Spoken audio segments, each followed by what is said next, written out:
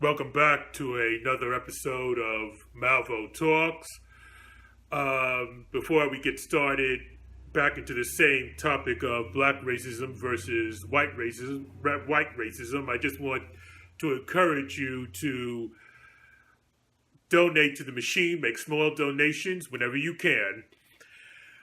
What Star has put together here is very unique, and if you let this go, it's never going to come back. So the programs that you see here and the streaming that you see here is very unique in terms of the internet.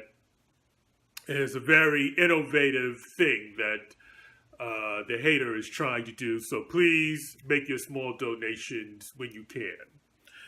Anyway, getting back into this topic of black racism versus white racism, when I last left you, we were talking about white racism. And the first thing that we got to was white racism is the racism of the abstract.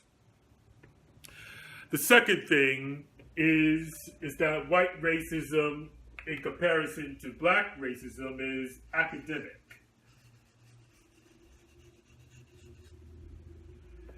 When I say academic, what I am expressing is this, that white racism has in its tenet and its root of it a supposition as well as a social engineering wherein the Caucasian, the European, whatever you want to choose in order to describe this, as we would say, race of people, are the guardians of civilization. And therefore, it is not only their right, but their duty to perpetuate their ideals of being superior and of being, in terms of the human species, at the pinnacle of that pyramid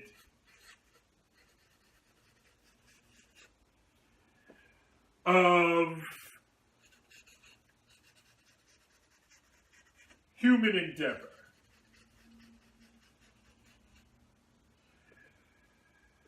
As I go down on my list later, that's going to manifest itself in eugenics. But anyway, it's academic. See, unlike black racism, this is what was at the base, certainly for the first, if you go into talk about the U.S., certainly in the first nearly 200 years, this was at the basis of the curriculum.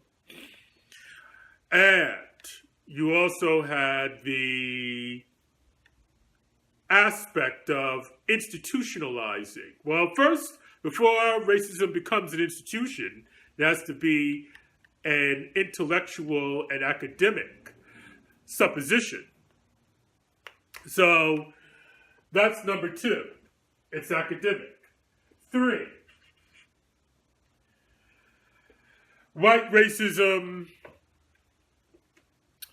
has the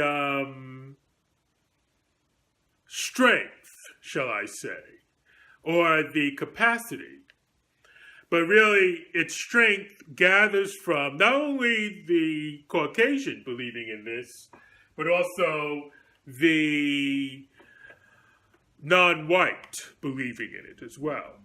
So therefore, it is an ideology, a intellectual supposition that breaks through the barriers and is assimilative in terms of other ethnic groups.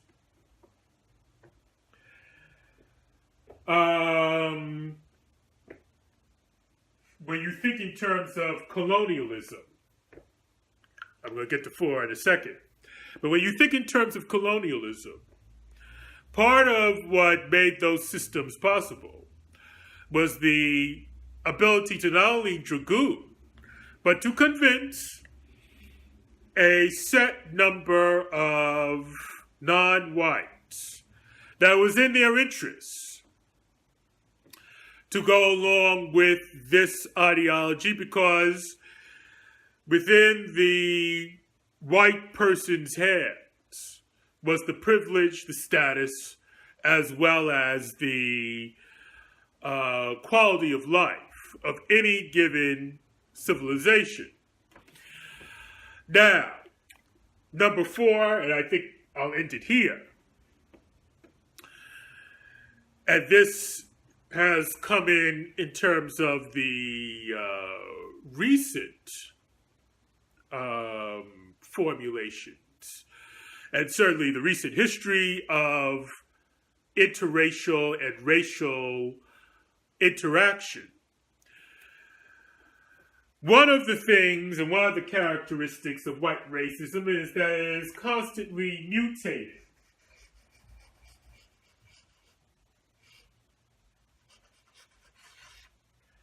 In order to express itself in an acceptable way.